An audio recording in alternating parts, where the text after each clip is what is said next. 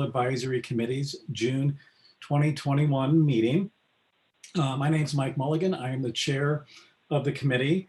And why don't we just quickly go around for guests that are in attendance with an introduction of our members. And we can start with Nadia. Hi, my name is Ananda and I'm an Intel retiree. I live near Fred Meyer on Walker Road. I'm the first year member and I bike a lot and I plan to do a bridge pedal. Thank you. Thank you, Nadia. Nathaniel. Hi, my name is Nathaniel May. I am a new alternate this year and I live in South Beaverton, Murray Shoals area. Perfect. Michael Hashizumi. Hi, I'm Michael Hashizume. I've been on the BAC since I think 2018, and I live in the Denny Woodford neighborhood. Perfect, thank you so much. And Michael Dunleavy. I'm one of the other Michaels. We have I've been on since beginning of 2019, and I live in the Bose neighborhood. Perfect, and it wasn't until a few years ago we were the most popular male name. Caitlin. Hi, I'm Caitlin Ahern. This is my second year as a member. As part of my job, I encourage people to bike all over the county. And so, as usual, happy to be here. Very well, thank you. And Corey. Hey, good evening, everybody. I'm Corey McManus, an ex officio member from TriMet. Thank you. Amanda. Hi, I'm Amanda Koppel. This is my third year on the BAC and I'm your current vice chair. I live out by Nike and I'll be turning my video on after I finish reloading the washer and dryer. Full disclosure. And Councilor Hasan.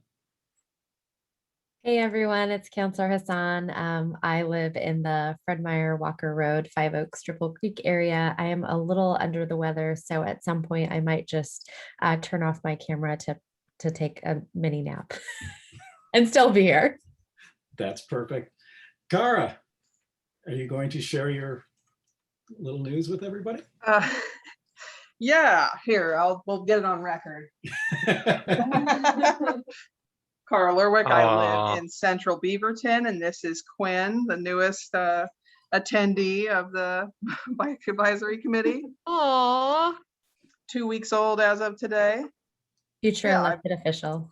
Yeah, I've been on the back since January of 20. And yeah, excited to be here. And I will also have my camera off. Understandable. Oh, geez. Oh, my goodness. You have fun. All right, Bruce.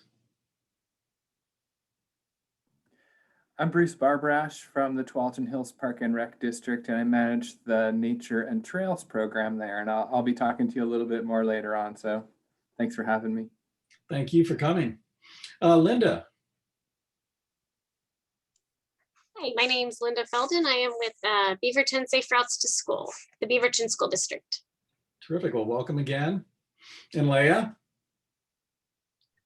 Yep, I'm Leah Beato Lewis, and I'm also with Beaverton Safe Routes to School, Beaverton School District. Great. And Jean, I think you might be the last one. Hi, everyone. I'm Jean Senechal Biggs. I'm the staff liaison to the Bike Advisory Committee. I'm also the city's transportation planning manager. Good to see you all tonight. Thank you. And did I miss anybody? I do well tonight. All right, well, quick review of what we're going to be talking about tonight. We have our May minutes if we have our quorum. If not, we'll wait for John to arrive a little bit later and we can approve those. Then we'll have a time for public comment. Councilor Hasan will give her update.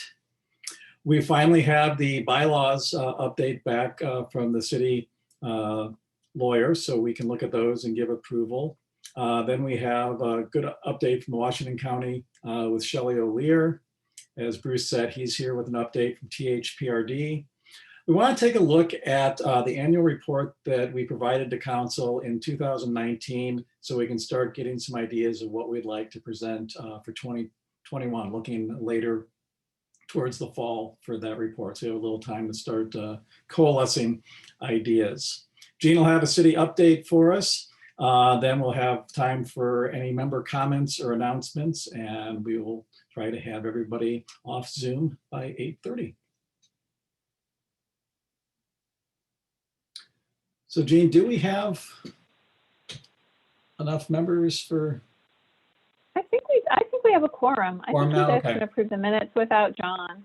Okay. I think so. So just share those and we can take a look through. And if anybody has any changes or corrections, please speak up. And thank you all for your patience this month with getting these. You just got them today, so I can scroll really slow, or if people wave at me, you can say, no, go fast. It's been a busy month.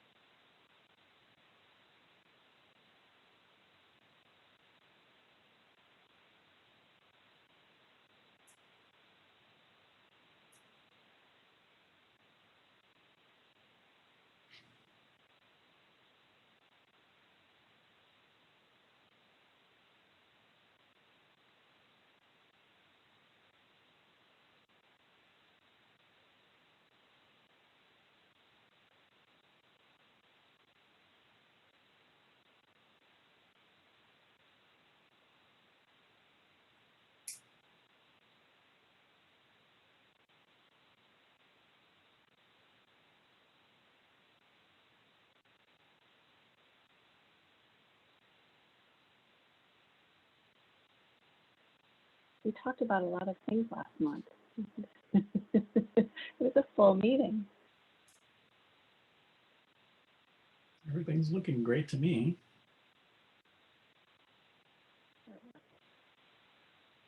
I apparently owe everybody 4 minutes. Does anybody have any corrections, changes at all? And if not, I will be looking for somebody to make a motion to approve our May minutes. I motion to approve the May minutes. All right, do I have a second? Second. All right, everybody that says aye for approving our May minutes, please say aye. Aye. Aye. And any abstentions or nays? All right, our May minutes are approved for the Bicycle Advisory Committee.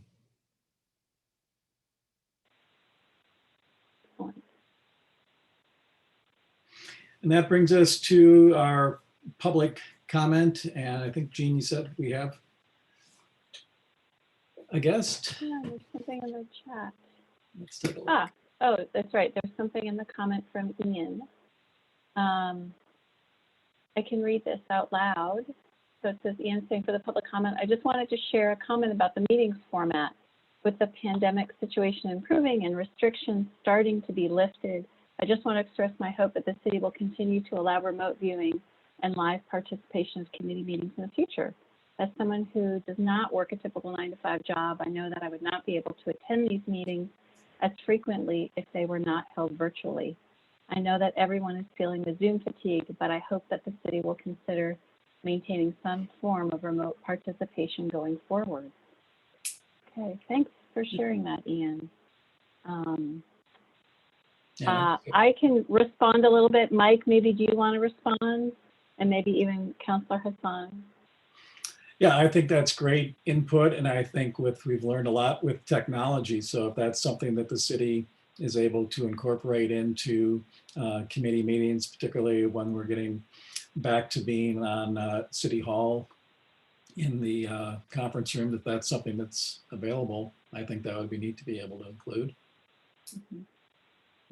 Mm-hmm. And I think there's a lot of, I'll just say that I know there's a lot of discussion happening about how, you know, what things do we keep and what things do we revert back to and what sort of blends. I know that just sort of across the board from a participation standpoint, I think amongst my agency peers, I hear that everyone's feeling like they've seen better participation with remote meetings. There is still something to be said for meeting in person. You know, there's a lot of connections that we made as individuals when we would all meet in person, and those moments you have at the beginning of, you know, before a meeting and after a meeting that we don't get on Zoom. But I think there's definite interest in wanting to make sure we can, you know, still find ways to allow people to participate. So, you know, we don't have an answer for you yet, but we're thinking about those same things too. Councilor Hasan, do you want to add anything more? I know you care about engagement. Yeah, I if I mean, can pick on you. yeah, no, I love it. I think, you know, it's one of those things that if we go in person, how do we let people also participate online? Like, what does that look like from a technology perspective? I'm very aware of like how we've had increased participation of some of our communities because of Zoom. So we are very intentional about it. I think the big sort of unknown right now is, you know, once we get our new city manager in and how they, you know, what their vision is in terms of how we can continue to move forward. You know, I know we sat in city council a week ago and talked about how it's been really seamless to be online. And so there's going to be a lot of push-pull. I will certainly make sure that we do everything we can to ensure that our communities continue to have access. Thank you. Great. Thanks for letting me tap you. So Mike, you're probably wondering why Leah and Linda are here. They have some updates to share, and I said just come to the meeting. We'll slip you in during the public comment period. So I made that call. So Leah, just let me know. I think you sent me something to share. Let me know when you're ready for me to pull it up. Okay, I will. So thanks again for having us here in a short amount of time here. And I introduced myself at the beginning. My name's Leah. I'm with the Beaverton Safe Routes to School program, and I'm joined with Linda Feldhen, who introduced herself at the beginning as well. So one aspect of our program is to recognize and reward individuals and groups within our community who are making an effort to support and encourage safe walking and rolling for our students. For the month of May, we would like to, and you can bring it up, Jean, award our walk and roll champion to the Beaverton Bike Advisory Committee. So in addition to serving as our judges for the annual Safe Routes to School art contest, you've also recently provided us with volunteers to assist with our annual bike rodeo at Fir Grove. So we just really wanted to recognize and appreciate your continued support and your partnership in our effort to increase walking and rolling for our students. So a big round of applause to you. Thanks. Thank you so much. Oh, sorry, Mike. I was gonna say thank you. I also want to thank our members that were able to come out and help with that. And I know Jean had sent out email with additional opportunity this summer. So I'm certainly hoping to be able to be there for at least one of those days. And I encourage other members, as their schedules allow, to pitch in. Awesome. Yep. I was just going to put that little plug in there that I know Jean sent out that information. We are hosting 6 more bike rodeos this summer. And they're in coordination with our district summer meal program. So kids can grab a free lunch, come to our free bike rodeo. And we're hoping to have a good turnout and give out some helmets, tune up some bikes, and make sure kids have access to safe bicycling this summer. So thank you very much for having us. And we look forward to our continued partnership with you. Thank you again. Comments from the committee? Any feedback that you want to provide to Leah and Linda? If you participated in the event, what your experience was like? I will say that if you have words of affirmation as your love language, that the two of them are excellent at delivering words of affirmation when you volunteer to help out, and you will feel appreciated like you have never been appreciated before. That's wonderful. Well, it's true though that your volunteers just made our event spectacular this year. So thanks again. One nice thing about going to the bike rodeo is sometimes, you know, those of us on the committee can feel a little like insular in how we bike, because I'm used to like commuter cycling and things like that. But man, you go to the bike rodeo and you help those kids and you are just exposed to this world of how everybody has bicycles in their life. It's really wonderful.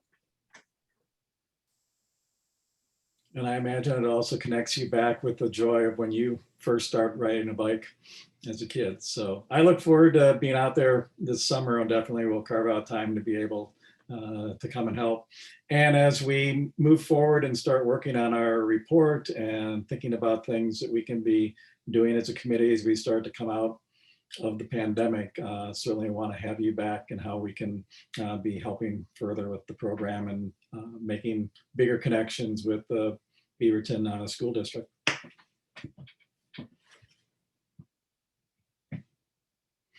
Thank you again.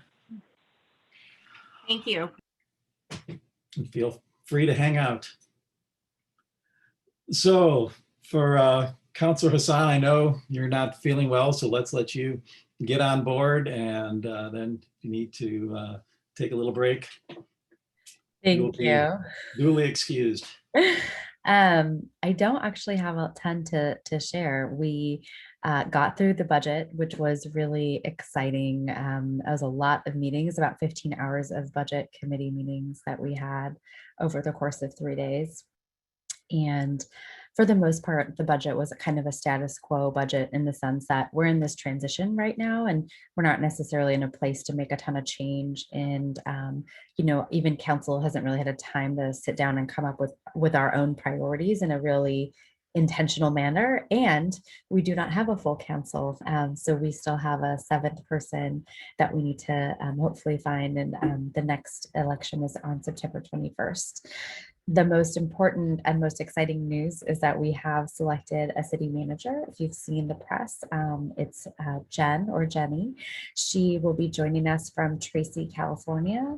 I am very excited about her. I got to participate extensively in the hiring process and the interviews, and she was exceptional in how she's run a city, in her experience, in her understanding of how to operate the city. So I think the only sad thing is that she can't start till August because I think she needs some time to move. So I'm going to let that one slide, although I'm a little bummed because I'd love to get her up here sooner. So she starts mid to late August. And so it's going to be a light-ish summer for council because we've got Kurt kind of in an interim helping us out. And we're kind of waiting on Jen. And so once she gets here, we're going to be able to really start landing on some operational issues, understanding what return to work looks like, understanding what Zoom meetings look like. There's going to be a lot, I think, that will just come from her being the administrative head of the city. I'm happy to answer any questions if you have any about what's happening on council as well. Terrific. Thank you so much for the update. Anybody questions? I'll just chime in real quick. You'll see I put in the chat a link to the city's press release about Jen. There's info about her background and a picture of her, so you can, you know, start to recognize her if you see her on the street. Yeah. Great. And as she comes on board, can we anticipate she'll be able to come to like one of our meetings or something, just as a chance to get to know her a little bit more or provide some history as far as what our committee does? Yeah, I would hope so. My guess though is you'll be competing against like 600 people who want to meet with her. With about probably staff. But absolutely, I think that it's important for her to understand how our boards and commissions work. And we are, just kind of a fact for you, not very many cities have a full-time mayor and a full-time city manager. And so we're in this weird sort of like, we've got this full-time mayor, but then we've also got this full-time city manager. So there's going to be a lot of norming, forming, storming that's going to happen with all of us. But I will, Jean, please let's make sure that we have Jen come by to a meeting at some point. We're happy to take a number. Terrific. Well, thank you again, and I hope you feel better. All right, Jean, that brings us to the bylaw update. And I think I quickly looked through it and it looked like most of the little changes were pretty much in line with what we had looked at a couple of months ago.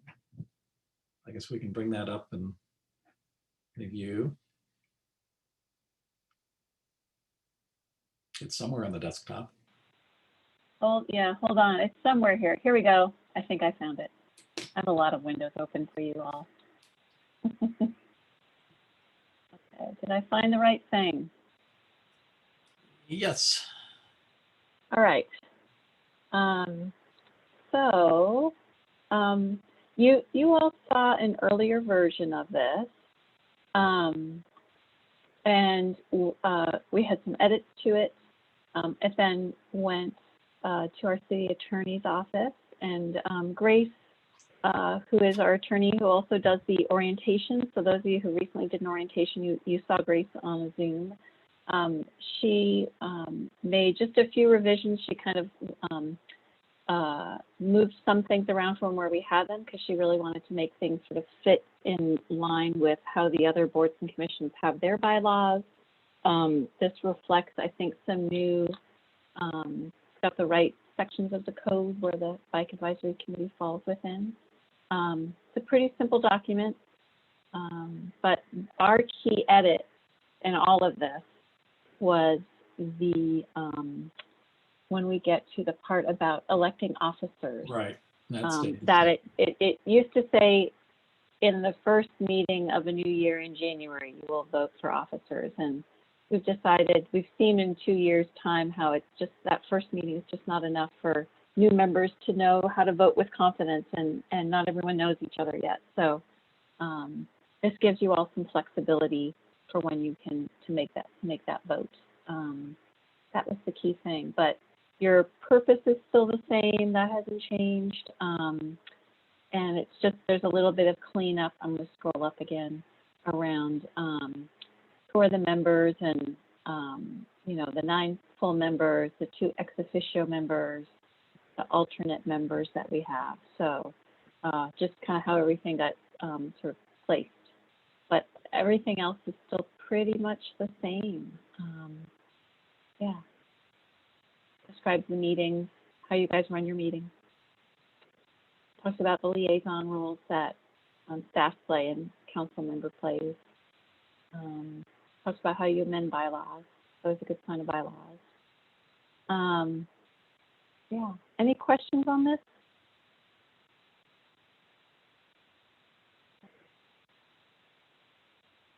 Okay. Well, this is an evening where you all can vote and approve these changes, and then after tonight, it will need to then go to City Council. There's several other boards that are also updating their bylaws, so they'll get all packaged together and go in at one time for Council to approve. Then that makes them official, and then we'll post them to the website, and we won't be doing it again for a couple of years. But that's kind of our cycle, is sort of do them every couple of years. All right. So if everybody's maybe had a chance to look at them, and if there aren't any questions, if everybody comfort level with adopting these, why don't we just use our little raised hand on Zoom, or do we need to take a motion?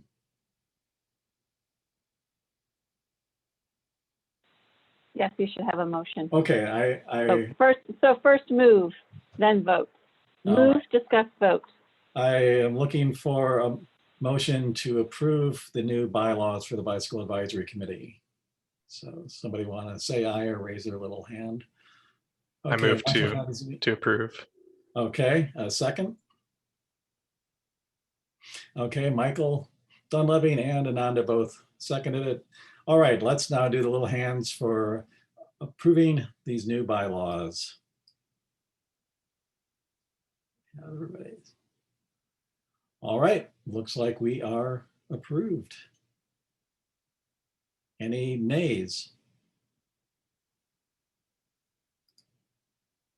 Okay. We are good. They are approved and we Thank can you send them to all. council. Excellent. Thank you all. So we are running a little Yeah. bit ahead of schedule. Is Shelley here yet? Oh, there's, yeah, Shelley, hello. How are you? I'll Long unmute time no myself. see. It's been a while. Well, welcome again to the committee, and we're looking forward to your update on everything that's going on with the school access and the Walker Road project and maintenance and those things. So I will hand it over to you. All right, so we're busy as always. We're working behind the scenes, and maybe when you've been out and about, you've seen some of the projects that we've been working on. We've got a lot of sidewalks completed over this last year, and particularly in the kind of Aloha area. So you may come across them. But yeah, we definitely have been busy with projects. I've been working on Safe Routes to School with Leah and others. And one of the things that we have been working on more on the planning side, which is informing our projects, is the school access improvement study. And we did the initial version of it back in 2016.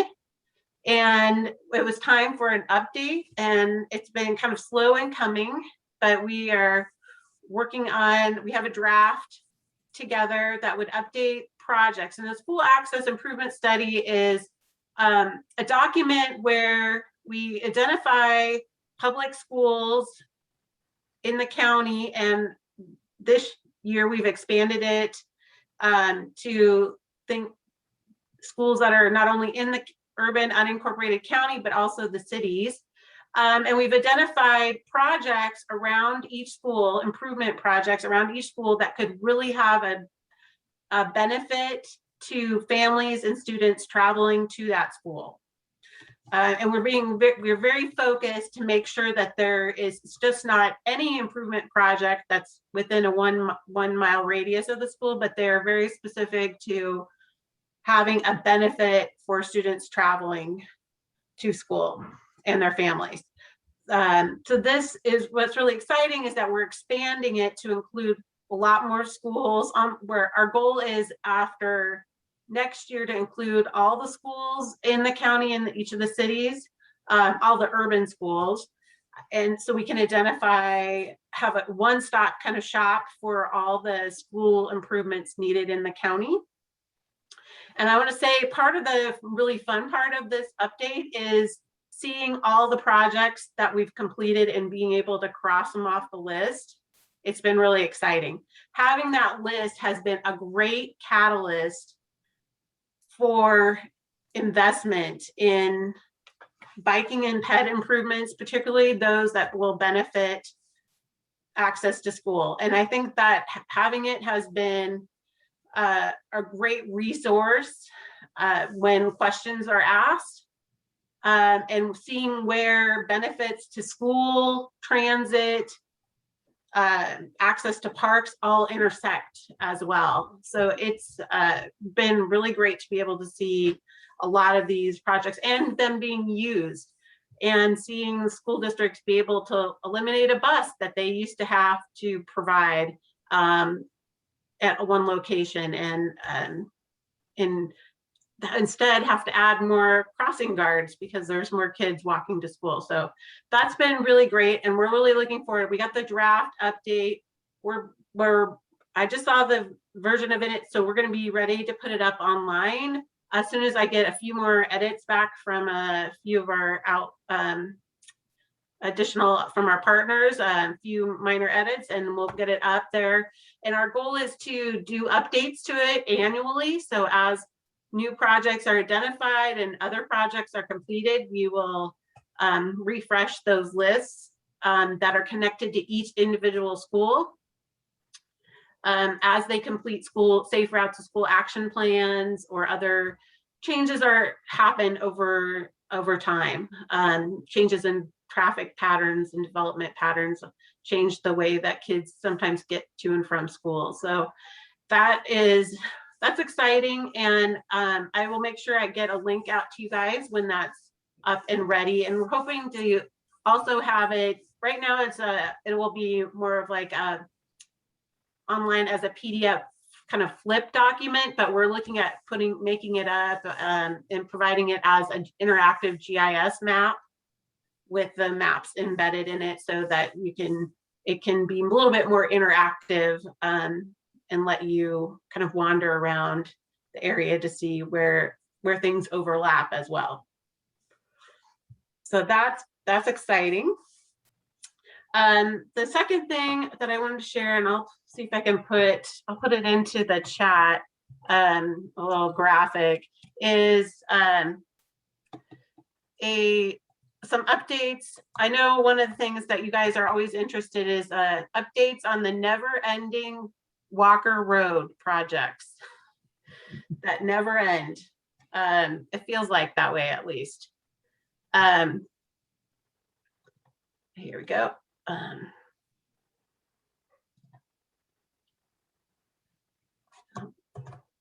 See if it'll let me put that in.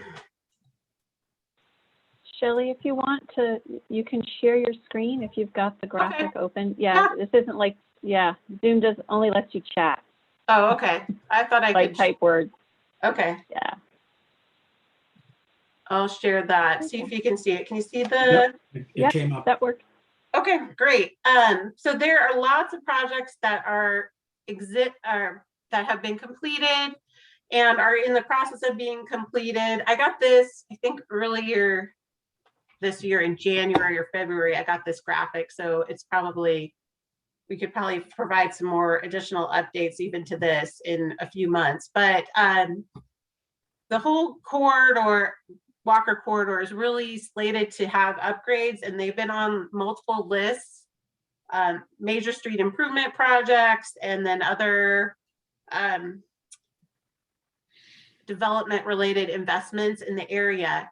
And this is one of our key east-west connections between Beaverton and the county and all out to Hillsborough. So it's really important to see some continuity in our bike facilities along this route.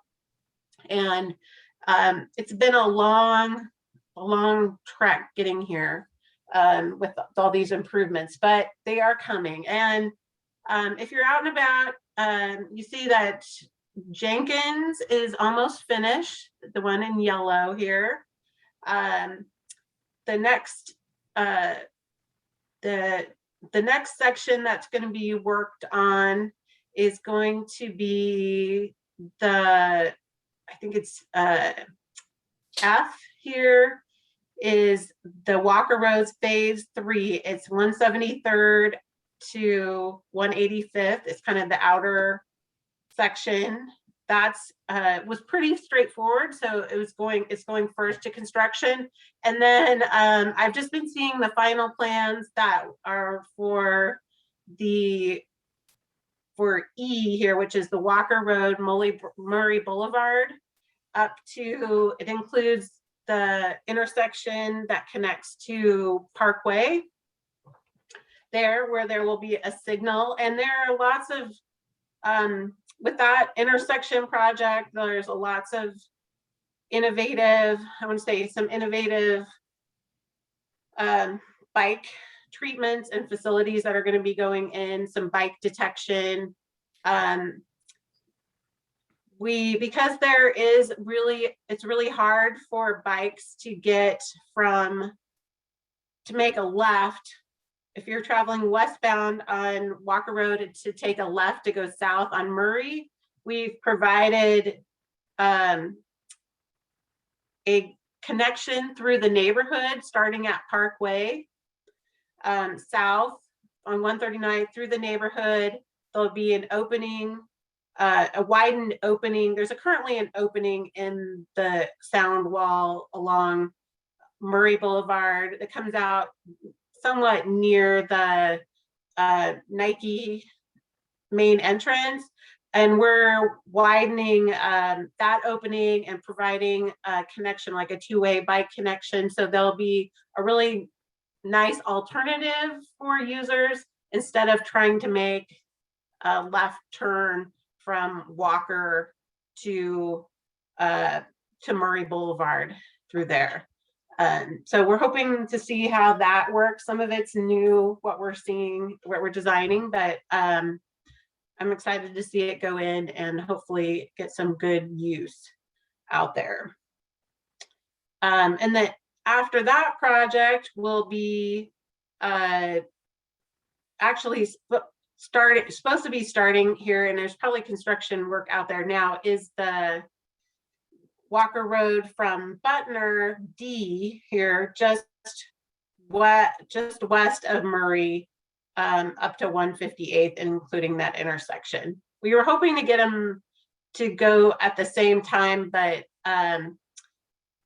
construction, but one is going to go first and then the other, because it's just the traffic management is really of a concern of how to phase those. So it'll seem like a one continuous project, but they're going to be doing one part and then the other.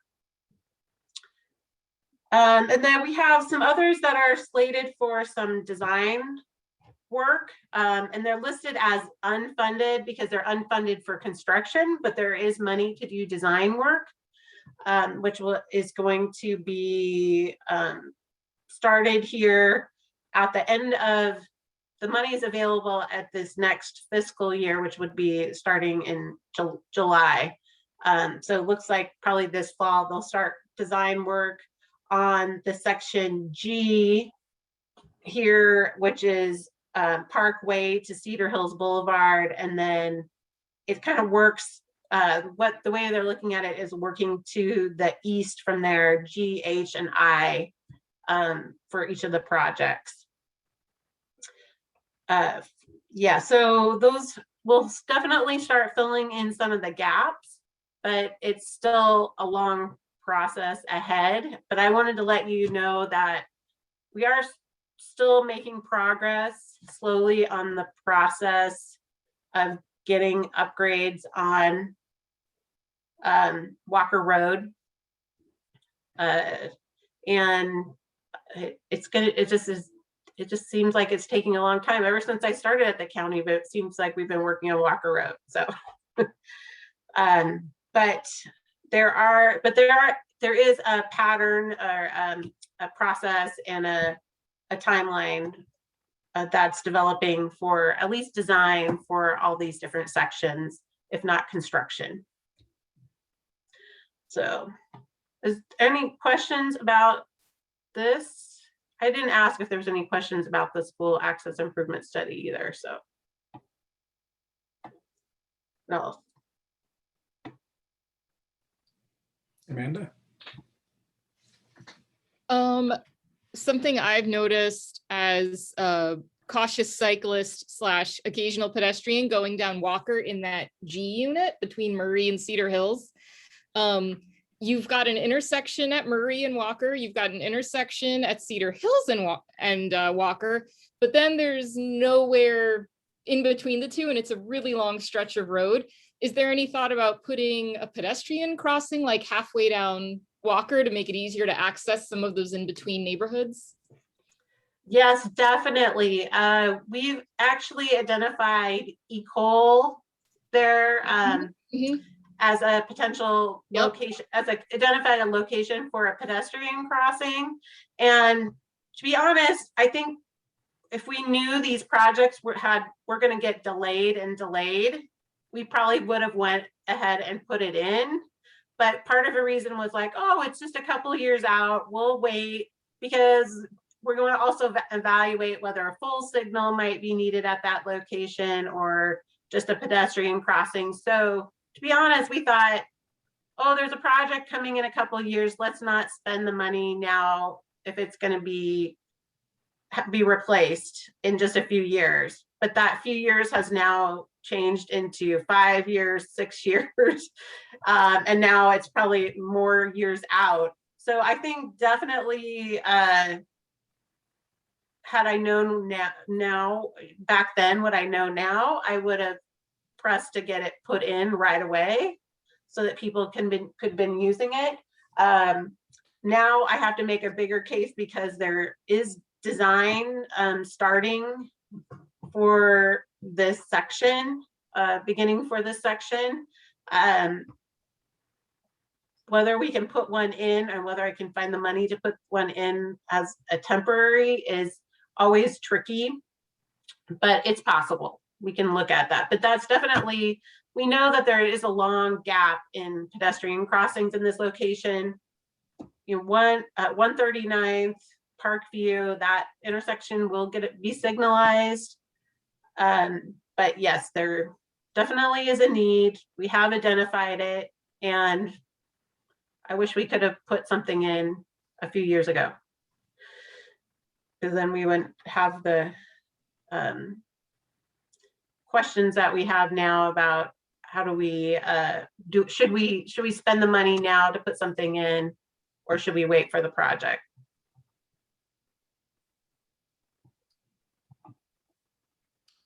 Thanks. I guess want to raise your hand in real or virtually if you have another question for Shelley.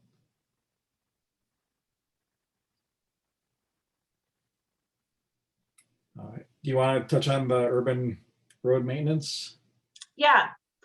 So the urban road maintenance district, it includes it's a maintenance district that assesses property for property value based on property value is an assessment, and there's a district set up to collect that money and to do maintenance on primarily local and neighborhood streets, but they also use some of their funds to fund bike and pedestrian safety projects. They've been doing this for several years. They've gone to an biennial, so twice in biannual, so every 2 years allocating money for a 2-year cycle. And this year is the cycle where they will be deciding on projects, and their website with their 150% list of project is going live next week, and they're going to be collecting comments through July about projects. These are projects that don't necessarily have to be on local and neighborhood streets, but they could be on arterials and collectors as well. And just in the last couple of years, they've been able, since the last round of allocations, they have now made pedestrian crossings eligible. So this round, staff has recommended on the list is primarily looking at pedestrian crossings and then projects that leverage either existing investments or recent investments or investments that are slated, are funded. So one of the projects on there that isn't a crossing project but is a sidewalk project is a sidewalk on Huntington that would lead up to the new signal at Cedar Hills Boulevard and Huntington and the new park / William Walker Elementary School, or the refurbished park, I should say, because it's not a new park, refurbished park. And the others are pedestrian crossings in a variety of locations. They're one of our most requested improvements is pedestrian crossings. So we decided, why not try to knock a bunch of them out if we can. So we'll see. They're gathering comments from the committee. We'll be gathering comments from the public, and then in August and September they'll make selections about the projects on the list to narrow it down to 100% list to stay within their budget, and then maybe put some alternates in case there's some projects that there's either problems with a project that it ends up being delayed, or we end up coming in below budget for some reason, we usually have an alternate project to see if we can, to make sure we have a backup for that. So that will be coming out, and I will also share that with Jean, the link to that, so that you guys can comment on it. And they're also on their website, they're also collecting requests they're always collecting requests for projects or suggestions for projects. And these are projects on county roads, but they don't have to all be local and neighborhood streets. They can be arterials and collectors, but just basically any county road that's in their urban road maintenance district, which is basically every area that's outside of the cities in the urban area. So, any questions about that?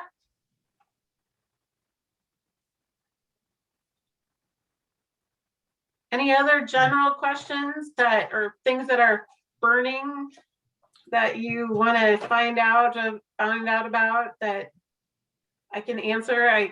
I'll do my best.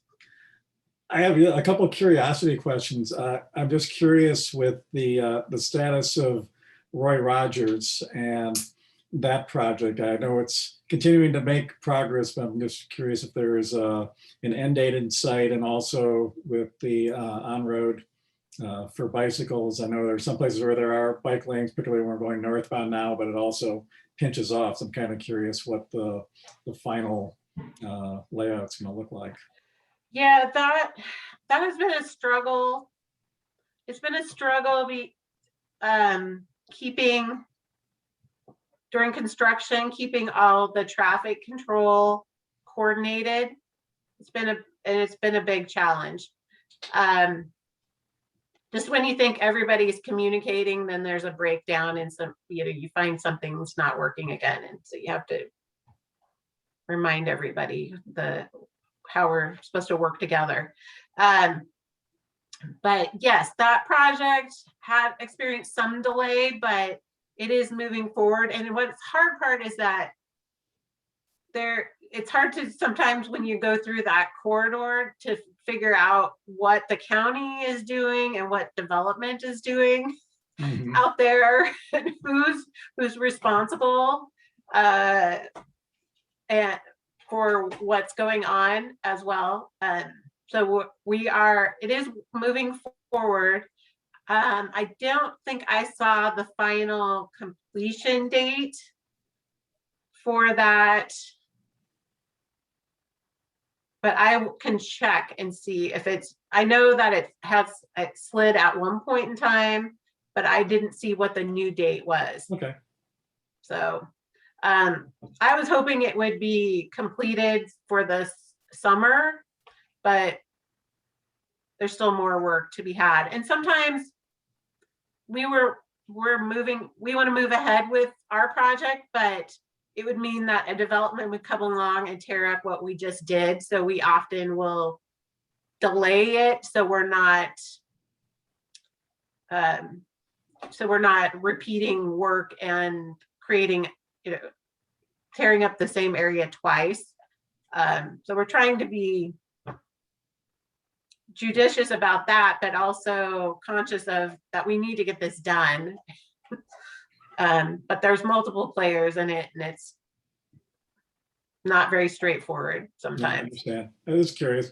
The other one I was curious about, Shelley, probably 5+ years ago, I think I was on the committee, we were initially looking at the expansion of 170th or the widening.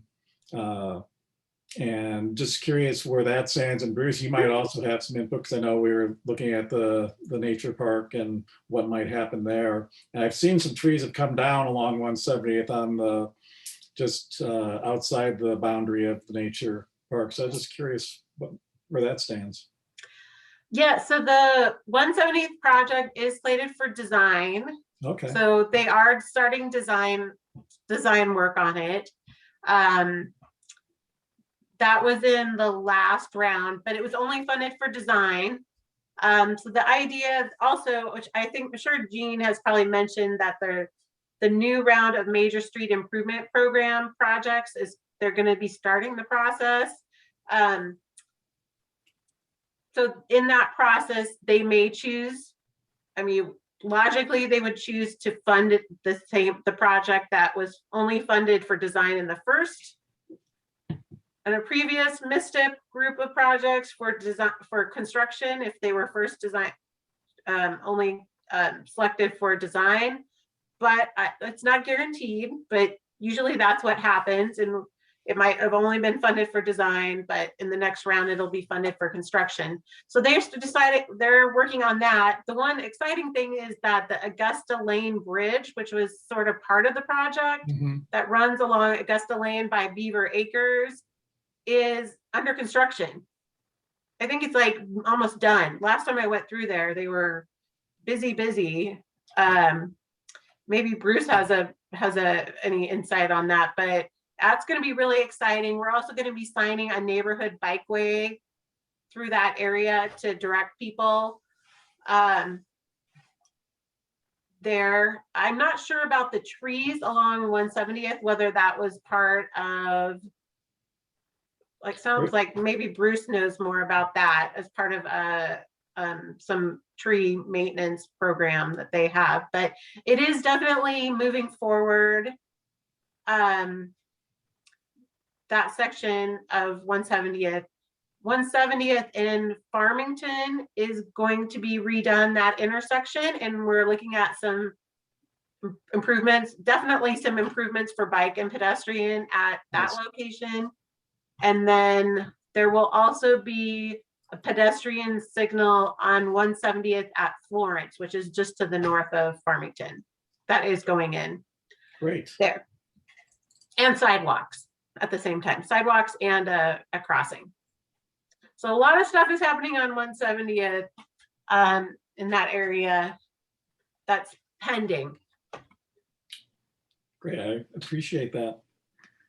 Bruce, you were raising your hand. Do you want to put in some updates there related to that? Absolutely. So I've seen the Augusta Lane from the street, just like any other average person, and they definitely are making progress out there. They're working, but I don't know the status, honestly. Okay. But it is going to be a great community pedestrian bicycle connection. So I'm excited about that because there's great potential for people to walk where they formerly had to go quite a ways around to get to the same spot. But one of my updates was going to be about the sewer construction along Cedar Mill Creek, which goes roughly from Jenkins Road over to 170th through the Tualatin Hills Nature Park. And so most of the tree work that you've seen there is in preparation in the right of way and a little bit into the park for that sewer project that Clean Water Services will start in a couple of weeks, actually probably less than a couple of weeks now. And so that will have some modest impacts on trails in the park. At some point, it will essentially sever the east-west connection through the park. We've worked really closely with the Clean Water Services staff and contractors to make sure the West Side Trail that goes north along the edge of the park and then over to the Merlot Road station will stay open throughout the project. There may be a couple of moments where trucks have to cross that trail, but there won't be any substantial closures there. Great. Shelley, anything else you had to share at this point? That's all. But if you have anything else that comes up or you have questions about, I'm happy to answer them, or come back and share what other updates that we have. I think in the near future here, the county road, our road standards are going to be updated to be complete road design standards. So we complete road or complete street standards. So that will be exciting because that has a lot more variety of bicycle and pedestrian bicycle facilities that are incorporated into that. So when that gets closer to wrapping up, I'd love to come back and show you what we're putting as our new standards for our county roads out there. That would be great. I think we'd definitely like to have you on a regular basis, come just to give us updates and any questions or feedback we can be giving you. And certainly if there are projects and you are looking for feedback from an entity like the Bicycle Advisory Committee, please let us know and we'll arrange that. Yeah, and we rely on, we can't be everywhere, and so we really rely on people that are out in the community, in your neighborhoods, out using the facilities to let us know where we can make improvements, where you see things that are problems, where there's maintenance issues.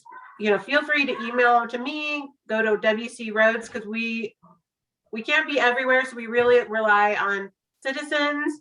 We try to get out there, but we if you see something, let us know, because we really want to do a good job of trying to be responsive and responsible, to make it safe for all users out there in our system. And so I definitely appreciate and welcome any emails and suggestions that come my way.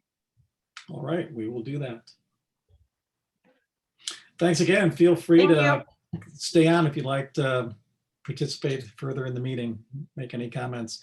John, it's good to see you. Glad you're able to join in with us. And Bruce, why don't we go for your updates? Sorry I stole a little bit of your thunder from what you were planning on talking about, but we were able to bring that out through the question, and I'll turn it over to you. Yeah, Hey, yeah. Can I say a quick thing? Also, Sure. Mike, I don't know if you noticed that Annie joined us. So Okay, Annie's Annie. here as well. I see Yeah, that. Annie's Welcome. So it's all good, Mike. I'm happy to get the information out whatever way makes the most sense.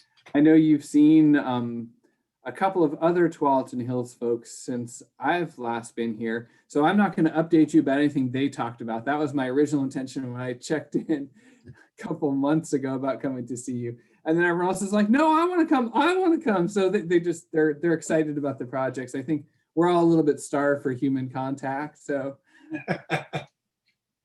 it's all good. But besides letting you know about the Clean Water Services project at the Tualatin Hills Nature Park there, I had kind of two things. One is just a general informational piece that we've been working on a trail inventory at the Park District. We, of course, know where all the trails are and we take care of them, but we've never had a comprehensive asset inventory of condition, whether they meet design standards, et cetera. And we've been collecting this information with a focus on regional trails with the idea that we want to be able to really prioritize maintenance. And when I say maintenance, I mean capital maintenance, not just cleaning them, but to actually repair them and then to evaluate them well in advance. So we have sort of a rolling calendar of, hey, this section is due for a major investment. Do we widen this to meet standards? Do we change the slope on it? Do we provide any kind of different access? And so the staff in a very nerdy way are pretty excited about that because we feel like it's really a way to carry out our mission better, to meet some equity and some access goals. And we may come back to you yet and give you the nerdy details about here's what we discovered, but I want you to know at least we're working on it. And then the primary thing that I really want to check in with you about is, you know, our studies over time have shown that one of the most popular amenities for our whole community is trails, because they provide a great way to recreate. They provide a great way to get somewhere you need to go, and they're great for cycling and exercise and things like that. And through our surveys, what we've seen is the whole community doesn't come out in proportion to what we see demographically in census studies. And so my staff and I have been making the rounds. We're talking to people outside, we're talking to people in meetings. We've been asking this question, which I'd love to get feedback from you on, so you actually get to talk a little bit tonight. And our big question really is, what makes you feel safe and comfortable out on a trail?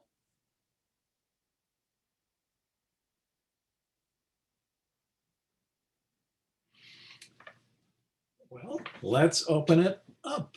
Anybody that wants to provide and answer that for yourself, why don't you just chime in and we'll just go around and get input. Clear sight lines. I like being able to look ahead and know if there are like big groups of people I'm going to have to navigate around, or if there's a street coming up, you know, easy to see the sides in case there are any critters who are going to run out, things like that. I I always appreciate good signage because I get lost easily. So if I get lost and I can look at a sign and see where I'm going, that's always good. Okay, that's good to know. And when you think about good signage, do you remember any signs you've seen around the region, or is there something you especially like? Well, I feel like, I hate to always refer to Portland, but I feel like Portland has pretty good signage on like the bikeways. And there's some like that in like some of the parks in like Beaverton and Washington County too. But it's like, if you want to get to this neighborhood, you go this way. It's always nice. Kind of wayfinding sort of. Exactly, yeah. signage. Great, thank you. So I can give you a specific input. So if you're going on the west side regional bike path, so you're going towards south, you're crossed TD highway. After that, there is no sign saying that how we have to make a left turn into that apartment complex and then again make a right turn to get the get back to the trail. There is no sign at all there. So better information about how to connect from one part of the trail system to the next. Yes, please. Yeah. Great, thank you. And also, if you are going north on a Powerland trail, there are many places we have to get down from the bicycle onto the road, then again get back because there is no ramp there. Lot of if you want, I can mark all those where ramps are missing and email it to you. I do that path regularly.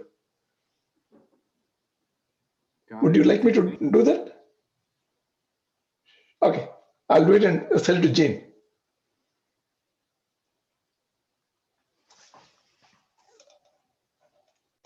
So I know that I'm kind of on the fringe here, but I know that it comes up with safe routes to school is that sometimes some of the sections where we would like to route kids are kind of dark.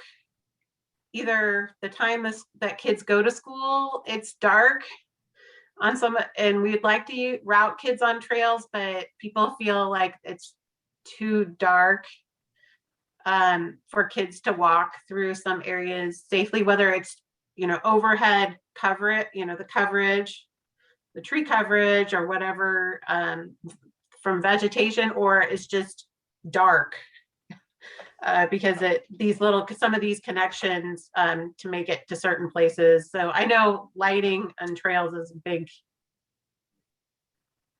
question and issue sometimes.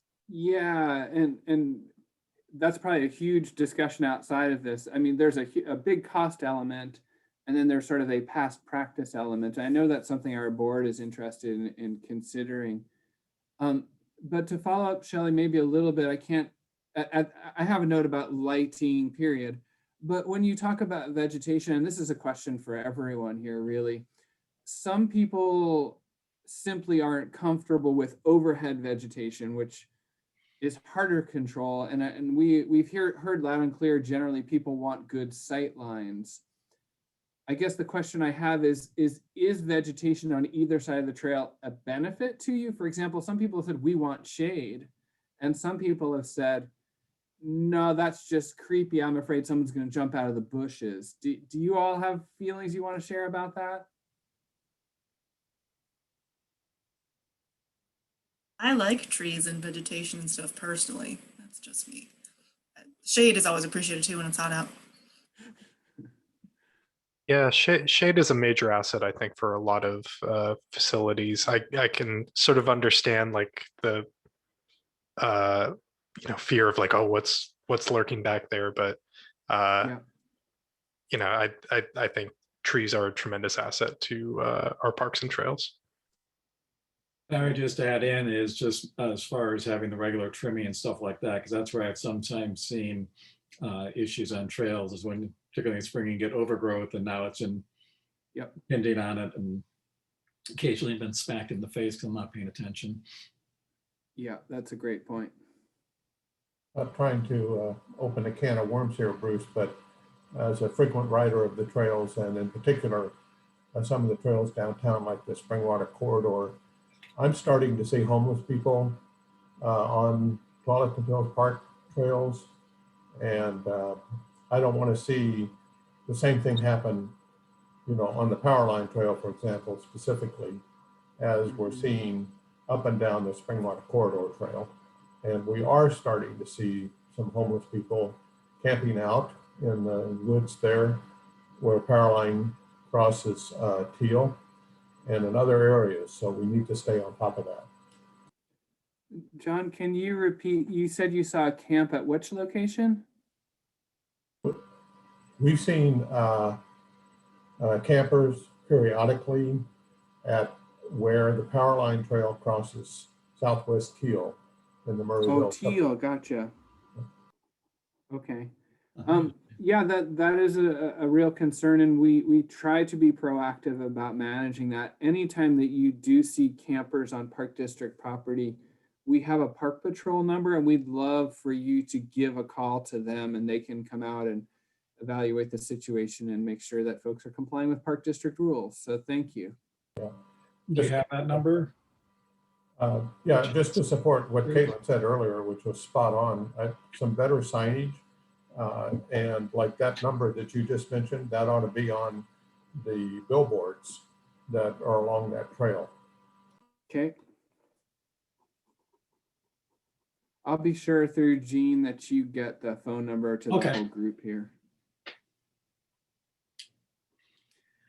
I guess one other thing I would throw is just when there are intersections, just as there are intersections on the road, that there's some guidance as to who has right of way and things of that nature. If that's not something that's been incorporated, maybe being able to provide some guidance for trail users, particularly for individuals that maybe aren't frequent users of the trail, just for etiquette and guidance like that. Okay, great. It's always important to me is that the path is wide enough. I use Fano Creek a lot. There's a stretch where there's a lot of apartment complexes, and it's great that there's a path right there for all the people living there. There's often large groups, especially with the disc golf course, that's part of the stretch as well, that the path can get kind of crowded. So when it was widened recently, that's really made the function a lot more enjoyable for me. So okay, it's important for me. Great, thank you. Yeah, that's one of the trails on our inventory that we definitely know needs to be widened. It's various widths throughout the park, and it's definitely at that point where we're starting to do the planning. Our challenge is finding the funding, but I figure we can't find funding without a plan, so we're moving in that direction.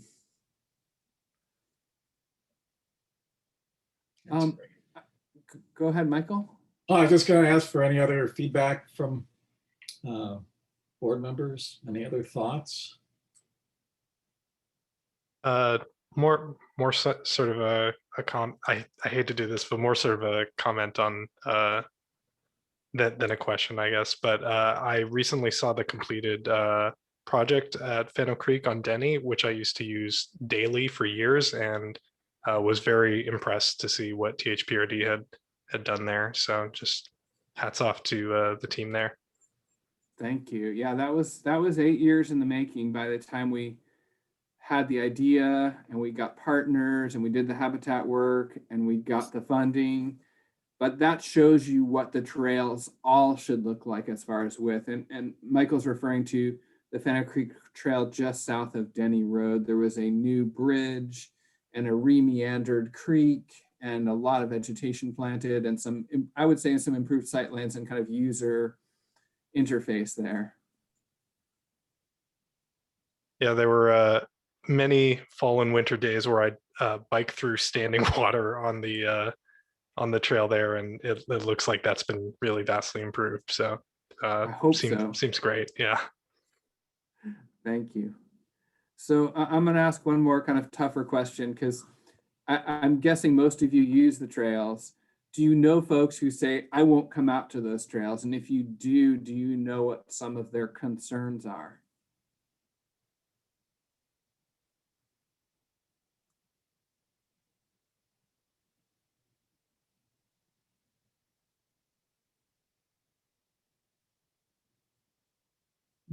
pandemic, there was crowding as a deterrent, but obviously that has subsided now with pretty much anyone who wants the vaccine being able to obtain it. Mm. Yeah. And the crowding. I'm sorry.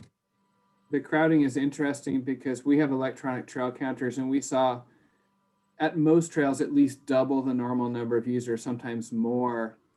In the last 6 months, we've seen a decline from that, but we've still seen well over the average. John, did you want to share something? Just parking. You know, there's a nice lot there on Denny, but if we could be maybe a little more explicit or point out where parking might be available for families to ride on the trail.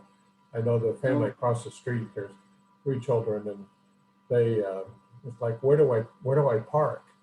So maybe I don't know if we can put in more lots, but if we could at least illustrate perhaps where parking would be available on the streets, something like that. All right, thank you. I guess I would say that my experience is almost the opposite of people avoiding trails. I think people prioritize the trails and deprioritize sidewalks and bike lanes. Mm.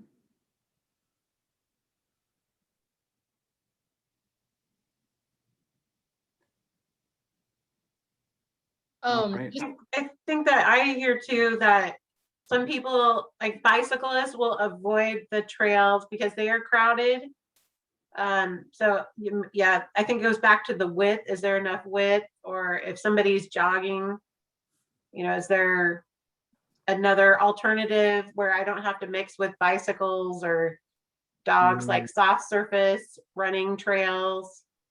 I hear that a lot. So that as so that helps me focus on trying to work on the neighborhood bikeways as alternatives for people to bike on. That give them maybe not exactly the same experience, but you know, with wayfinding, help them navigate and connect to trails, but give an alternative in some sections where the trail is busy or crowded. So I think there's a possibility we can work together in making neighborhood bikeways to fill in gaps in the trail, and also provide where it's narrow, provide an alternative for some users to use local streets rather than using the limited width that's available, maybe, and at least in the short term. Yeah, that's a great idea. I think people like the mode split there to run, walk, bike, you know, and so no one has to deal with different speeds of users. Amanda, had a comment? One factor for me in choosing to use a trail versus using a windy little neighborhood cut through is how the path interacts with major intersections. Is there, you know, a traffic light that I can look forward to, or a pedestrian crossing, or am I really just better off on a main street with a bike lane where I know I'm going to have a stoplight? Yep, that makes sense. All right, if there's time, I have one more related question. Is that a yes? Yes, okay. we're ahead of time, so you're good. So for years we had a nice big kind of fold out trail map that was maybe, I don't know, maybe 12 inches or so by like 20 inches. It's a pretty good sized thing. Yeah, that's it right back there. I have it on my wall. And oh, there's another one. Yeah, so, and it was a pretty popular item. It's been out of print for a little bit, or at least if it's still around, it's not the most current version. We've been talking about the best way to get trail information out to folks. And I know everyone's in a different place with how they want to see things, but I'm just curious with this group, do you have a preference for a digital product? Do you think paper is still the way to go? Yeah, I would say please go digital and not with a paper. Yes. I have some paper maps available because I don't know about other people. I feel really good having a paper map in my saddlebag, in case I get lost or turned around or something. I know I can pull it out. Yeah. Yeah, and if your battery dies on your Yeah. phone or something like that, paper doesn't. So I think having that balance, and I think there also gets recognizing that people are in the spectrum as far as their comfort level with technology, and for some people, just having the tried and true map is going to be the mode that they want. Okay. I like both. I like I've seen paper maps that fold up like to like pocket size, and that's really nice. It's hard with such a big area. Yeah. That is nice. But yeah, definitely I would say, personally, I think at least digital, because so I can look it up ahead of time. I don't have to have it like on my wall, even though I like having maps on my wall. Yeah, I gotcha. Send like at work, I can send someone a link instead of having to mail it. Yeah. Or even having a hybrid, Bruce, is have the map, but if you wanted information, people be able to get more information, put QR codes on the map, and then they could point their phone at that and learn more about particular points in the parks and things like that. Yeah. Yeah, we've been contemplating, there are several map services that basically are a PDF document, and then it will locate you on a digital device. And it won't, it's different than a Google map, for example, because it's very specific to the park and trail system. And obviously we put streets on there, but I think the advantage is sometimes when you trust your data to someone else, it's not always right or current. And with this, we felt we could update it ourselves. It's an initial investment that we haven't done before. Is that an attractive idea to you? Kind of a geospatial PDF, for lack of better words? Is that too nerded out for you? So an example of this is I think is one of the groups that does this. Jean? Do I know of a group that has that? I don't. But Bruce, I was just thinking, it's funny you bring this up because our Beaverton bicycle map is due for an update, and we have we'll have some funding next year to do that. And we sort of just thought about the print version. And when we spoke about this a couple months back, I think we talked about this as a group. There was this whole digital and paper, and they're sort of wanting both. There's a desire to have both, and I think Amanda's got a great reason why. Like sometimes you just want to have the paper copy there. So, yeah, I'm sure there's lots of different online tools available. It's sort of picking the right one that you trust. And I think you bring up a good point about being able to edit it yourselves in-house is an important thing, that it's flexible. So you and I should talk more because we both have maps. Indeed, indeed we shall. Bruce, if I can give you another example. Yeah. So over the holiday weekend, I went to the Jenkins estate and was walking the trails. And even though I had a screen capture of the trail system from the website on my phone, every time I got to an intersection where they had an actual metal physical map at the junction, I double checked it. I don't know, sometimes I think you can never be too sure. So, being able to have redundancy can help make people feel more confident. That's a good confirmation, because one thing we heard from talking to other folks, especially out on the trails, is the people who go to a site all the time, the maps and things become wallpaper, they ignore it. But new users feel a lot more comfortable when they can see where they are on a physical map. And so that's something we'd like to expand, even if it looks like clutter to people who are used to it. For new folks, we thought that might be more inviting. Mm-hmm.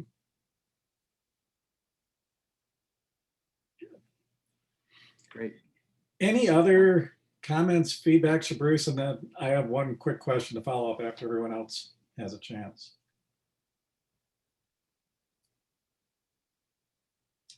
I'm just curious, probably 6 months or more ago, you came and were asking just for feedback on our thoughts with e-bikes, and having whether guidance for e-bikes or policies or things of that nature. And I asked, there was just last week, I shared it with Jean and with Amanda, and we can certainly give it to the group. There was a article in the Wall Street Journal, she's bringing it up, about kind of the things that we were seeing with electric bikes and traditional cyclists. And this was down in Florida, was where they were talking. And so I'm just curious, since there have been more users, and I know there's been a big influx in people purchasing e-bikes, I'm just curious what you guys have been seeing. We're definitely seeing more e-bikes out on the trails. We haven't had any notable, at least, conflicts really. I think most of you, if you don't own an e-bike, you're familiar with how they work, and they are mostly compatible. And we've made a recommendation to our management team about how we'd like to regulate them, which follows what you all said, is treat them as bicycles and really treat the behavior and not the device. Mm-hmm. And so far, so good. We occasionally have folks with these little gas-powered homemade motorized bicycles. And those tend to annoy people quite a bit because they're pretty noisy and sometimes smelly. But the e-bike, so far, pretty good harmony. Okay, good. And that was the article. There were issues or kind of conflicts and ability levels with bikes. E-bikes are going faster and things of that nature. So yeah, it was kind of interesting. I was just curious what we were seeing here, but we can send this article out to everybody just so you kind of have some information. Great. Well, thanks for having me. I appreciate it. Well, thank you again, Bruce. Definitely, we'll have you back on a regular basis. If there's something coming up, you need our feedback, we are happy to provide that to you. Great, I appreciate that. And I was looking at, okay, there's the link and a thank you. Great. Well, that brings us now to the City Council annual report. And myself and Amanda and Jean are going to kind of try to sort of start the conversation as we look towards the fall and what we want to try to be communicating to council about what our committee has been doing. And I think as I look back at, I was saying at the beginning, looking back at the report that Adrian had provided in 2019, is there are a lot of things we were working towards, and that was in October of 2019. We went into the holidays. I think we had one meeting in January of 2020, and then everything kind of ground to a halt. So Jean? Oh, you were waving. I was saying goodbye to Shelley. Keep going. Sorry. So I'd like to we could sort of take a look at this and review just for particularly, I know we have a lot of new members to the community, just to kind of see what we were focused on, what we had accomplished.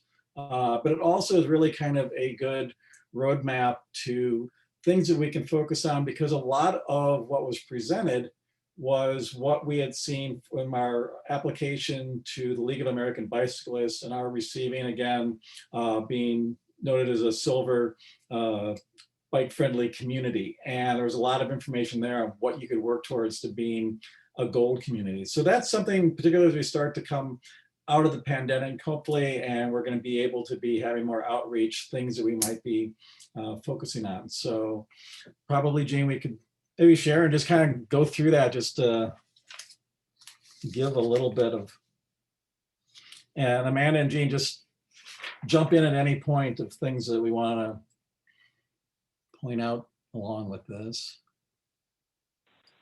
Yeah, and I'll say I know I sent you all the slides. I'm just realizing that, and I will send it to you after this evening, is the link to the presentation itself. You know, all of our city council meetings are recorded and broadcast, and you can go back and watch videos from like many of the last years. So I'll do that just so you can sort of hear the narration along with it from when Adrian delivered it. So should I just kind of go through the slides, Mike? Sure, why don't we do that? Helpful. Yeah, okay. So this, in terms of committee purpose, this really goes back to what we were looking at earlier tonight in terms of what's in your bylaws. It looks like these are some great images from past Bike Beaverton. Adrian here. I'm going to move this there. You guys able to see this okay? Mm-hmm. Okay, great. He talked about the accomplishments that that you all had achieved in 2019. And Mike already mentioned applying for gold. We didn't get gold, we're still silver. The active transportation plan was still relatively quite new at that time. We had a bike Beaverton. So this was sort of the list of accomplishments. Go to the next. And then I think I'm remembering Adrian really kind of did a dive into the League of American Bicyclists, sort of the report card, how we did. I remember he talked about other cities in Oregon. You know, we're not alone, but there's higher achievements we could meet. Well, I think one of the important things there is recognizing we are the only community on the west side of the Portland area that actually has a designation as a bike friendly. That is certified, yeah. So, you know, this scorecard and this is, I also sent you a PDF version of this, really starts to identify like where are we doing well, where are things, Adrian sort of had this as clapping hands of things we're doing well. Things that we need to look at closer have the magnifying glass. Things that need better measuring, had a little ruler. Things that need to we need to work on increasing, had the little graph going up. I think what else? Encouragement that mainstreaming bicycle culture. I think this was his saying, this is kind of key to success. We've got a ways to go. So when you look at these numbers, and this is really a report card that's based on the criteria that the league is looking for and how they evaluate all those cities that are in the program. And this is the nice thing about that application process is that you put in your best effort and you say, here are all the great things we're doing. We think we meet this standard. And then they give you this report card, and it helps you as a city to think about strategically, you know, where do you need to put more effort and work. So yeah, I'll say that. I don't know if there's anything else you want to highlight on this, Mike? No, I think. Or if anybody had any questions, we could pause here for a minute and, you know, ask any questions. And I can't see all of you at the moment, so just like unmute. Okay, we'll keep going.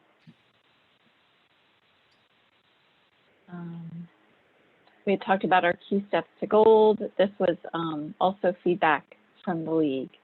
So they were very gracious and congratulatory of our active transportation plan.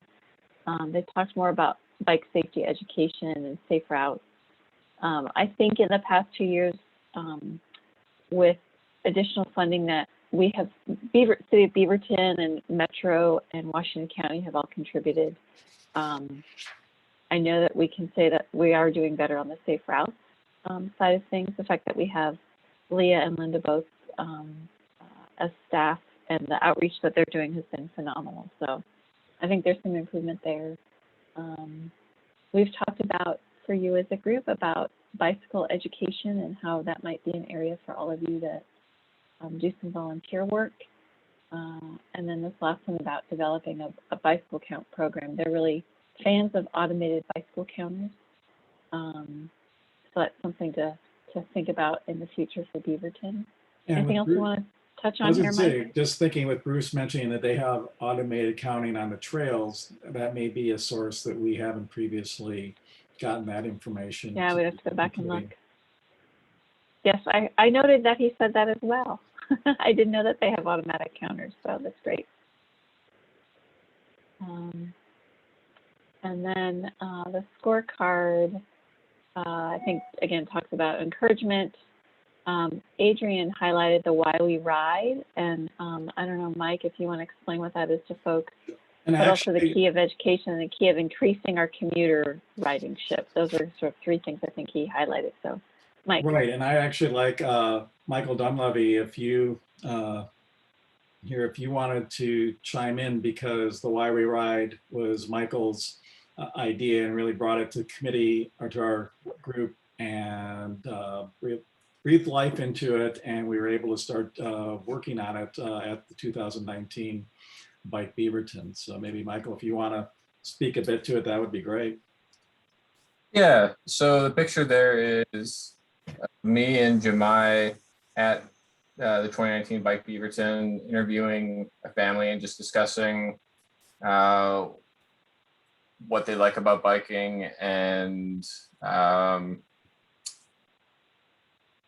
just talking about how biking fits into their lives. And the plan was to then put it onto social media because looking at the scorecard from the lab, the encouragement was something that I thought had potential for a boost from doing something like this. So it seemed like there were a lot of things that were at the gold standard. So improving something like that, kind of a low-hanging fruit, would be a great way to put us over the edge.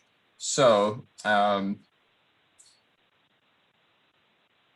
with the pandemic, it's kind of been on the back burner. I admittedly have not been in town, so I feel a bit disconnected from the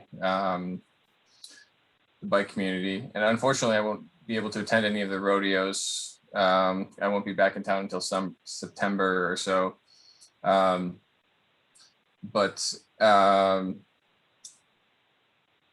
getting the footage and notes obtained by Jemai from the 2019 Bike Beaverton, and then possibly just having members of the committee submit potential profiles, because the point was to share these on social media, because social media is a great way to then forward to the lab and say, look, here is our encouragement, and whether or not it has much interaction or views isn't as important as just having it there and saying, you know, this is our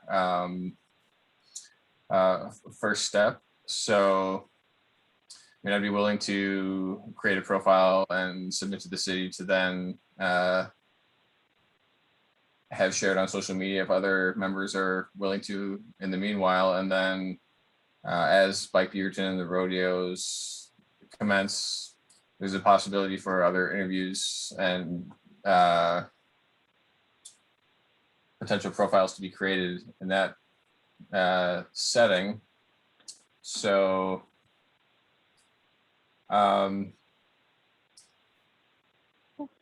yeah. Michael, do you want me to kind of jump in for a quick Well, I minute? was also going to say, I think, and Michael, you can correct me. I think one of the other things we were seeing is what's the culture of bicycling in Beaverton itself. And so that's why we're looking to kind of get these individual stories and trying to mainstream and create a bike culture in Beaverton, because many times when people think of Beaverton as a suburb, bicycling is not necessarily the thing that springs into mind. So really working to try to create that culture and get these individual stories of why people are riding bikes and what their experiences are. But also it's a way to get feedback from people and what are the things that they're finding positive, what are some of the challenges they're experiencing. So it is a way for us to gain information too.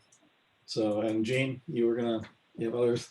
I was just going to say we had a little email conversation before this meeting just earlier this week, and I reached out to Jemai. I haven't heard back, but I asked about that footage because it would be great to tap into it and work with our communications team, our marketing team, to sort of pick that work back up and find out about getting that back in their work program. Now that this is the time of year to do that sort of encouragement work while the sun is shining and people are wanting to spend more time outside. So I will see what more I can find out and share. Either share an update with you before the next meeting or either at the next meeting. So But yeah, Michael, if you're still willing to help support that, that'd be great. And if others are interested and want to tap into that and have some time to volunteer, you know, I'm sure there'd be at least a meeting or two with Jemai and others to kind of think through that idea and start to kind of frame it up. So feel free to just reach out and let me know, and we'll get you connected. And I'd say also one of the other aspects of that scorecard, things like education. One of the thoughts was both what's great stuff that's going on with Safe Routes to School, but also looking at adults and other groups. Can we be finding outreach and potential partners as far as providing that kind of education? The League of American Bicyclists has specific training. Individuals become lab instructors for doing classes, both they online, and then they have practical practice with riding a bike. So that might be one of the things we want to look at is, can we be some way partnering or individuals becoming lab instructors, that this is something that could potentially be offered, maybe partnering with THPRD as a way to do that. But how can we increase that education of cyclists? And finally, increasing commuter ridership, and we'll kind of see what happens with that and what the new world's gonna be like as far as people working from home versus being in their office. But again, what can we do to help to promote that? Here's the next slide. That was the Why We Ride. So this is where the world ground to a halt. Is one of the things we were thinking about was, increase that focus on the bicycle and pedestrian and the safety. That's something that it's where that unique thing is, as an advisory group, we can be making recommendations. We can say, this is what the feedback was from the League of American Bicyclists, but how can we work and make advice to the city, and how that can be incorporated in through various departments, through the police or other ways. Continue that advocacy. And with the active transportation plan, Jean, you can probably give us some insight as to how that is starting to play out, and additional projects and things like that, that's stuff that can be included once we get to making a new application. Then kind of again, that multimedia bicycle pedestrian communication plan. We just were talking about coordination with the West Side, the Metro partners to improve more regional bike and pedestrian access. Certainly, I think we've been doing that with our conversations we've had with THPRD and other groups. And we talked about the Beaverton School District and the bicycle education. We've touched on that. And I think that's one of the things we can also be highlighting, our involvement with them. I'll say, from having been on this committee for quite a number of years, historically, having the involvement with the Beaverton School District has been a little separate from the city itself. So that has been one of the challenges, is having involvement and trying to help with that education. But I think things are moving in a good direction, and just look at additional ways that we can be involved or assist with that. This is the one that it's also going to be interesting to look at as businesses are coming back, and looking at bike-friendly businesses. That we talked about, how can we promote putting bike racks in and things of that nature. So that may be an interesting area for us to investigate. And sponsoring rides, and something to look for as we go towards that gold status that we'd like to achieve.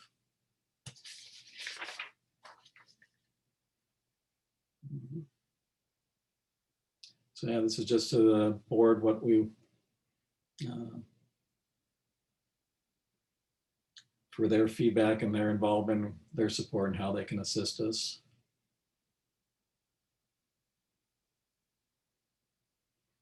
And then that was everybody that was on the committee in 2019. There are a few members that are no longer with the group, and many of you that are.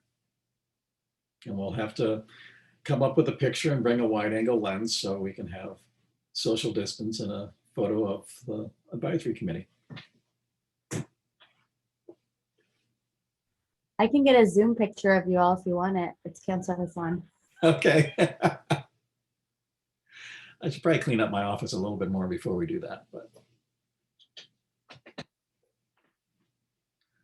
So I was curious, thoughts, and Amanda, any of your feedback and what we think as far as a report out, or I think this also leads us towards our next application is in 2022. So we can start thinking towards a game plan or putting an outline together of what are the things through the rest of 2021 and going into 2022 that we want to be achieving, so we're able to document those when we make that application. So I think that there are a lot of things that we would need to include in a recertification or review letter that would be applicable to our PowerPoint presentation or what have you that we would give to council. So we should definitely make sure that as we work on both things, we're thinking to not cross-reference, cross-list things as they come up in the appropriate reports, just to save some time downstream. And I think, as we've already touched on with regards to our reapplication letter, we really have to think about what do we have control over versus what do we really not have control over, and just make sure that we're putting our efforts towards those topics that we as the BAC or our connections in local government can really make a difference on.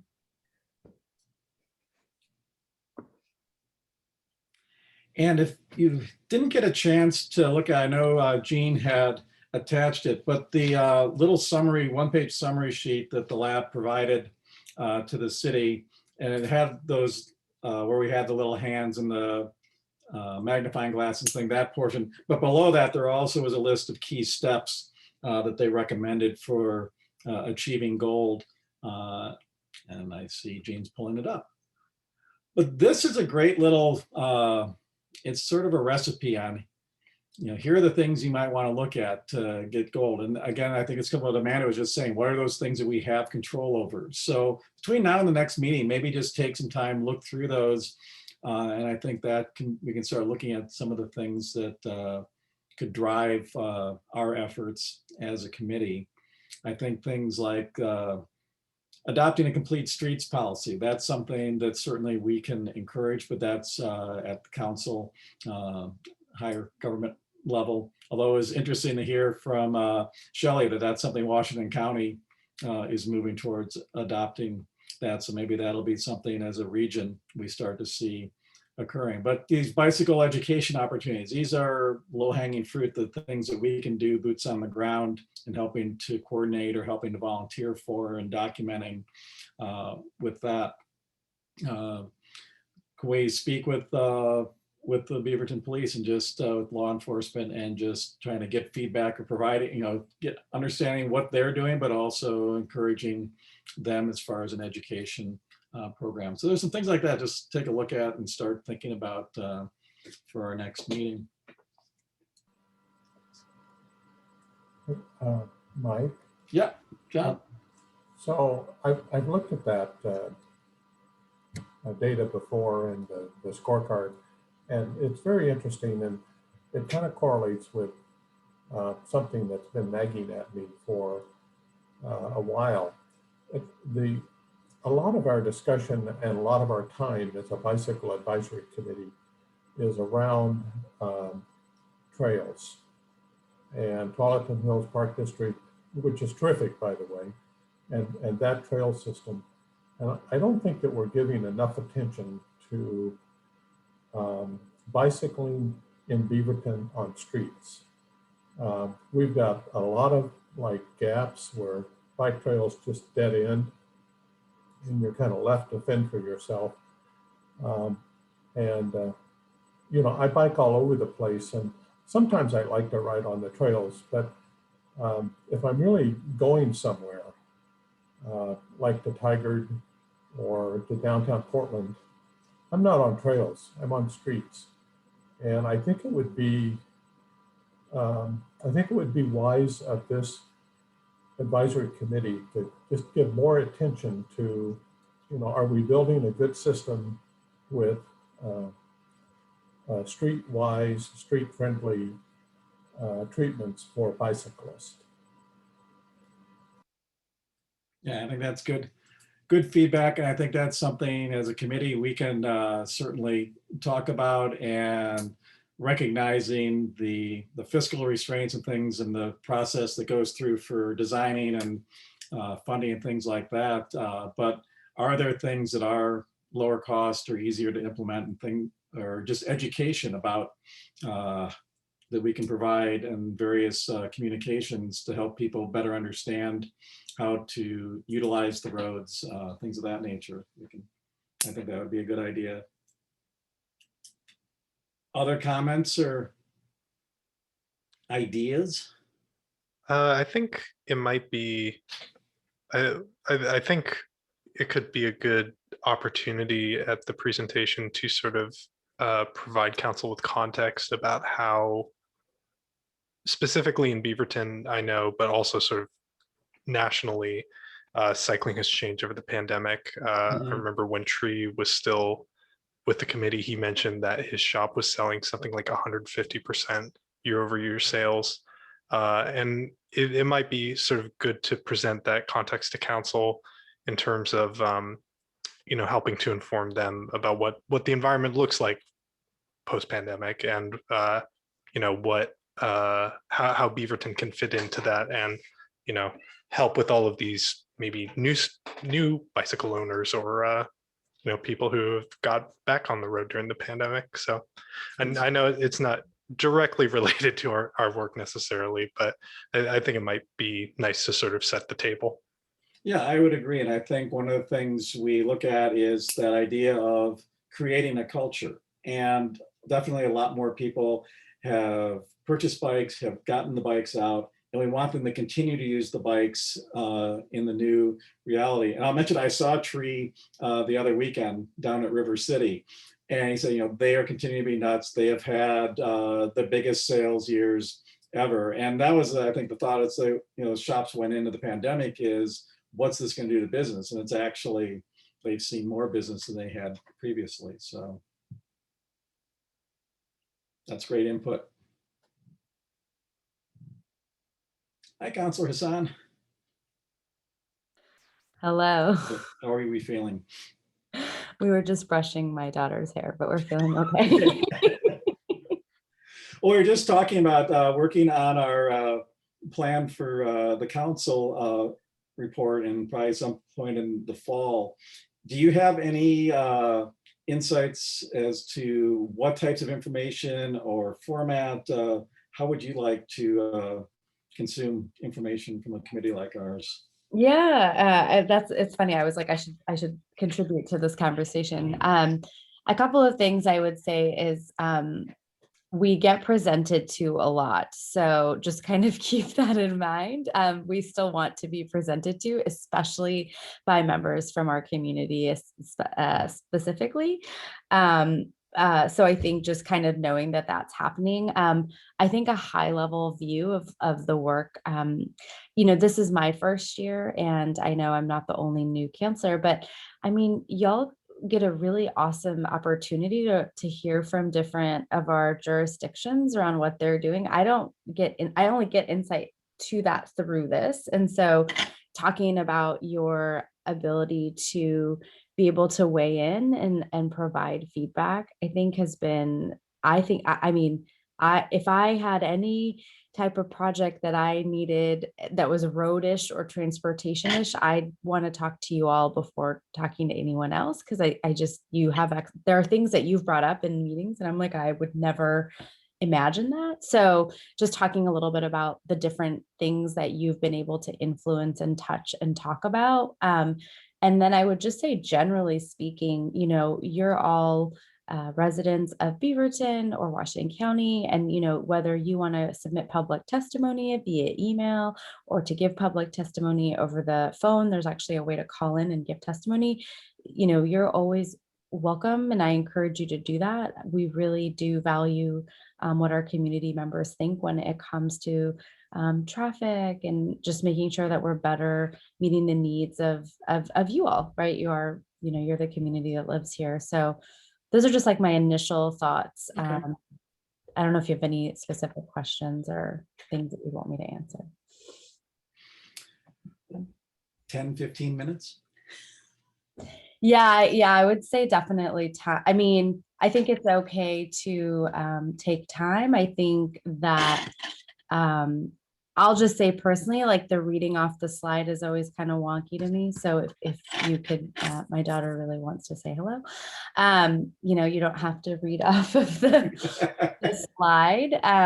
And so really like using your words so that we're focused. And then if Jim can get you at the beginning of the night versus the end, that's like a big win. Because by the end, we're just like. All right, we'll work for having a dynamic presentation that doesn't go word for word, death by PowerPoint for you. And thank you. You go for the beginning. Thanks for the feedback. Any other thoughts right now from the group as far as, and Jean and I and Amanda, we can start working on some framework for you, but ideas that come later on tonight or during the week or in the next couple of weeks, just send us an email and we can start working on incorporating that into what we want to do. Great. So, City of Beaverton updates. Okay, I'll be quick here. I have a bunch of tabs open, but I'm going to quick scan through things. So you already heard about Jen Hariyama, our new city manager, and I'll share these links with you all afterwards. But you can read about her on our website. I also sent you information about the library has the summer reading program. It's not just for kids anymore. It's for teens and adults. So if you're a reader, or maybe you're thinking this is your summer to boost your reading, the library has a lot of resources available. And then also we're now sort of in the season of events. It's a different sort of a year. This year, we're still sort of coming out of the pandemic, but there's some things that are already on the books. I think the one that we've talked about before here is Night Market is happening again this year. So go to the city's website to our events page and you can find out more. I think I also shared with all of you a link to our downtown parking survey. Still open. I'm looking to see what's the date that it closes. But yeah, it's still open. It's available in English, Spanish, and Korean. And we do want to hear from everyone in the community about their opinions on parking downtown and your experience downtown. There's really important work happening related to developing a parking action management plan for Beaverton, and we're just at the beginning of this work, and we need to hear from more people and hear opinions. I will send you this link without getting into it, but for those of you that want to get really wonky, Metro is nearing the end of a regional congestion pricing study. This is really thinking about what are ways that we can manage the system through pricing to help manage congestion and our greenhouse gas emissions and safety and equity. But the thing I wanted to point you all to, and you see, you can scroll down. Back in April, there was a expert review panel. It was a 2.5-hour discussion. The first half is the panelists all having a conversation. The second half is the Q&A portion. If this is a topic that's of interest to you, I'd encourage you to watch it. It's a really, really interesting discussion. So there's that. We also had a Loop CAC Advisory Committee meeting. You can always watch these meetings on video later. And then, John, we don't talk enough about projects I did at least want to share with all of you that the Western Avenue project, which is from Beaverton Hillsville Highway to Allen Boulevard, I think we've opened bids, and I think construction will be starting soon. So this little picture that's flashing on the screen is like the today and then the picture. But this is a project where we're doing a road diet. We're turning it to a 3-lane cross section. And if you look at this little picture again, adding in sidewalks and cycle track on both sides. So that's a really exciting project. The timing, I'm going to scroll down because it was in here somewhere. Construction was starting this summer, but it's a 2-year project because we're coordinating with the Willamette water supply project. So they got to do a lot of digging in the road and lay a bunch of pipe before we get to build the road back. But it'll be really exciting once that connection is made. So I just wanted to make sure you're all aware of that. I will skip over this and I can come back to you another time, but Shelley mentioned the MISTIP. The county is going to be developing the next list of projects. And I think there's definitely an opportunity. We'd want to hear from the Bike Advisory Committee on priorities. I think council will definitely want to hear that from you because they have a chance to weigh in. Let's see what else. And then I will send to you, as I mentioned, the link where you can watch that last report to council and hear Adrian deliver those slides that we just went through and hear a little more detail. And I'll send you the Wall Street Journal article. Okay, 8:31. Those are my updates. That was great. And I just real quickly say that Western Avenue project is, this is a place where the Bicycle Advisory Committee played a role. They came to us and we provided feedback to Luke on what things, and now we're seeing it come to fruition. So we really do have a role, and our opinions are valued. Any member comments, announcements? Anything that people want to share? I had a very quick one about the Portland bridge pedaling. So we have got 2 members signed up.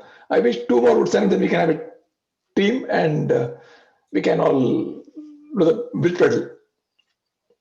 Right, thank you for reminding me. So Nadia had worked on setting up having a bicycle advisory committee team for the bridge pedal. That's August 8th, I believe.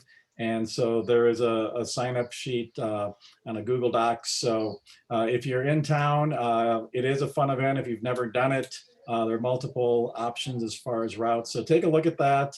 And please sign up. We need 4 people. And I know Cara and myself are signed up right now. So if we get a couple more, then we can move forward, and I'll act as a captain and coordinate getting your payments and getting us all registered. Yes. Thank you, Mike. Yep. Thank you. Anybody else for the good of the order? All right, I'm now up to owing you 7 minutes at some point from the past 2 months, but thank you so much for joining us, and have safe and fun riding out there, and we will see you in July. Take care, everybody.